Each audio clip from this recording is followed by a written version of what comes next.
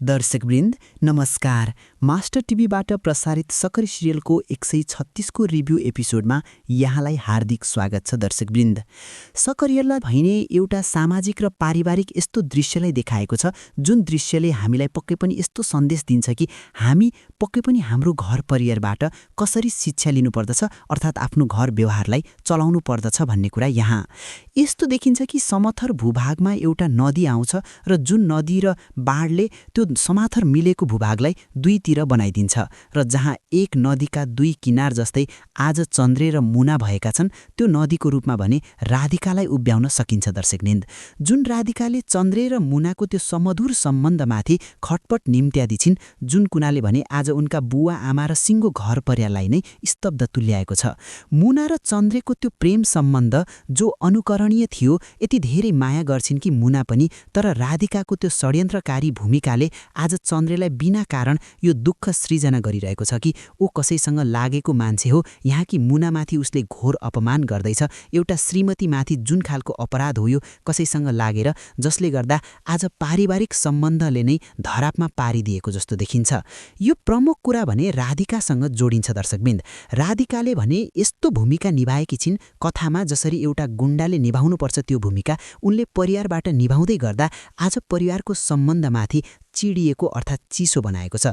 किनकि चन्द्रे र मुनाको त्यो सम्बन्धलाई मिलाउनका लागि चन्द्रेकी आमा यति धेरै लागि परेकी छिन् कि उनी चाहेर पनि सकिरहेकी छैनन्। चन्द्रेले यस्तो महसुस गरिरहेका छन् कि मलाई किन यस्तो हुँदैछ, किनकि म नगरेको कामको किन सजाय भोग्दैछु, किनकि मैले यति मेरी प्रिय श्रीमती अर्थात् मुनालाई आज छुट्टा छुट्टै अर्थात् म एकातिर मुना एकातिर हुनुपर्ने अवस्था किन आइलाग्छ, किनकि हाम्रो भगवान छैनन् भन्ने कुरा उनलाई लाग्छ कि हामीसँग भगवान पनि छैनन् र हामी कसैका त्यस्तो मान्छे पनि रहेनछौँ, कसैलाई धर्म पनि गरेका रहेनछौँ। आज यो पीडा यसरी भोगिरहनु परिरहेको दृश्य यस्तो थियो कि राधिकालाई लाग्छ चन्द्रे र मुना कहिले पनि एक हुन नपाउन्, अर्थात् घर परिवारमा सुख शान्ति नछाओस्। यही कुरालाई लिएर चन्द्रेको सिरानीमा अर्थात् त्यो सुत्ने कोठामा भने शैलेशाको जुन फोटो राखिदिएकी हुन्छन्, त्यो कुराले भने आज परिवारलाई विघटन बनाइदिएको छ कि द्वन्द्व सृजना गरिदिएको छ। यो द्वन्द्वले भने राधिकालाई सुख मिले तापनि त्यो सिङ्गो परिवारलाई भने दुःख तुल्याएको छ। यहाँ कि उनका बुवा यति धेरै पीडा देखिन्छन् किनकि छोराले खाना पनि खाएको छैन अनि बुहारी पनि घरमा छैन। यता चन्द्रेको घर परिवारमा यस्तो हुँदै गर्दा मुनालाई पनि यता माइती घरमा साह्रै अप्ठ्यारो परिरहेको छ, किनकि उनका भाइ सन्देशले पनि बारम्बार सम्झाउने प्रयास गरिरहेका छन् र बुबाले पनि त्यो भने मुनाले मान्न सकिरहेकी छैनन्। किनकि वास्तविक घटना उनले जुन देखिन् त्यो तथ्यपरक नभएका नै एउटा जाल थियो। त्यो जालमा मुना परिन्, त्यो जालबाट फुत्किन उनलाई धौधौ परिरहेको छ। त्यो जाल यति बलियो छ कि राधिकाले थापेको त्यो जालबाट उम्कन जो कोही सक्दैन। आज मुना पनि त्यस्तै भएकी छिन्। मुनाले आफ्नो माइती घरमा कस्तो हुँदो रहेछ भन्ने कुरा पनि भोगिन् कि एउटा छोरीले विवाह गरेर प्राय घर गइकर आफ्नो घरजम गर्ने समयमा माइती घरमा आयो र व्यर्थैको समय बिताए भने कस्तो हालत हुँदो रहेछ भन्ने कुराको पनि महत्त्वपूर्ण ज्ञान दिएकी छिन्। यता मुनाले यो ज्ञान दिँदै गर्दा चन्द्रेले भने यस्तो भनिरहेका छन् कि यहाँ एक्लो र खुस भएर बाँच्नका लागि कि त योगी बन्नुपर्दछ कि त मेन्टल रोगी बन्नुपर्दछ, अर्थात् कि त यति धेरै कसैको पनि याद नहोस् कि म मात्र छु यो संसारमा, म मात्र खुस छु भन्ने महसुस होस्, कि त मलाई त्यो माइन्डले सोच्न पनि नपारोस्, त्यो दिमागले मैले मेरो आफन्त छन् र मेरो घर परिवार छ भन्न पनि नपरोस्, अनि मात्र म सुखी र खुसी हुन सक्छु। अहिले भने म कस्तो जीवन बिताइरहेको छु भनेर चन्द्रेले एक्लै भौतारेर बरालिरहेका छन्। घरको पारिवारिक सम्पत्तिमा सबै भाइको आँखा लाग्दै गर्दा चन्द्रेलाई भने वास्तै हुँदैन, किनकि उनलाई सिङ्गो जीवनको नै त्यति धेरै उतार चढाव भइरहेको छ। अनि मुना त्यसरी रोइरहेकी छन् जहाँ कि चन्द्रेबाट टागा हुँदै गर्दा उनलाई यति धेरै पीडा भएको छ कि जति धेरै पीडा कहिले पनि भएको थिएन चन्द्रेलाई।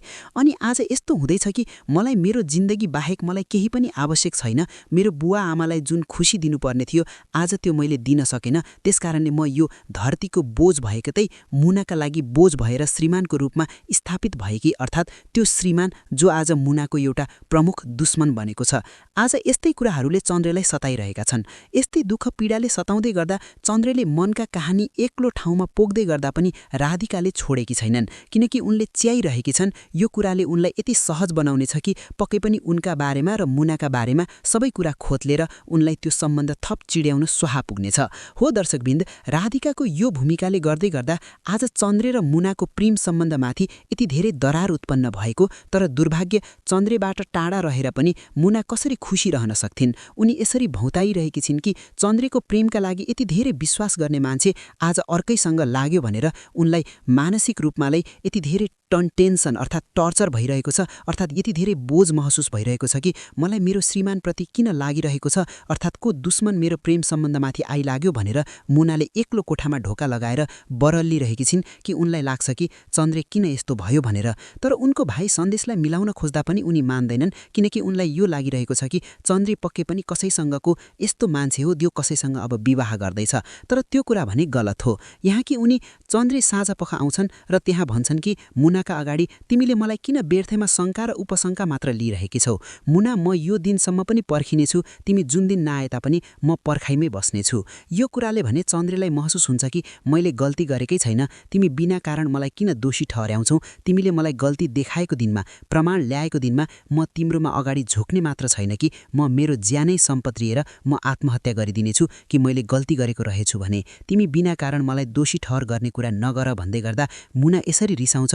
अर्कोतर्फ भने अब जुन चन्द्रिका बुबा हुनुहुन्छ उहाँले भने प्रेम सम्बन्धलाई जोड्नका लागि, आफ्नो घर परिवारको त्यो समधुर सम्बन्धलाई अगाडि बढाउनका लागि अब एउटा मिलाउने प्रयासका लागि सम्झनु भएको छ। यो कुराले भने अब पक्कै पनि चन्द्रे र मुनाको मिलन हुन सक्छ दर्शक। तर अर्कोतर्फ भने राधिका त्यसै गरी टाढिरहेकी छिन् कि कुनै पनि हालतमा चन्द्रे र मुनाको मिलन हुनु हुँदैन। हो दर्शकबिन्द, समग्रमा कथाले यस्तो दृश्य देखाउँछ जुन दृश्य तपाईँले देखिसक्नु भएको छ। यो समीक्षामा हामी के भन्दछौँ भने एउटा घर परिवार र जुन घर परिवारको एउटा सदस्यले आफ्नै पीडा र समस्याहरूलाई समाधान गर्नतिर नलागेर त्यही कुरालाई लिएर खेलवाड गर्यो भने पक्कै पनि त्यो घर एउटा घर हुने छैन र त्यसले आफ्नो परिवारलाई परिवार नभनेर दुश्मनसरी रूपान्तरण गर्नेछ भन्ने कुरालाई यहाँ पुष्टि गर्दछ। आजलाई भने हाम्रो रिभ्यू एपिसोड यति नै। हामी अर्को रिभ्यू एपिसोडमा पुनः उपस्थित हुनेछौँ। अहिलेसम्म हाम्रो च्यानललाई लाइक, कमेन्ट, सेयर, सब्स्क्राइब गर्नुभएको छैन भने अवश्य गरिदिनुहोला। आजलाई भने यति नै। हस्त, धन्यवाद।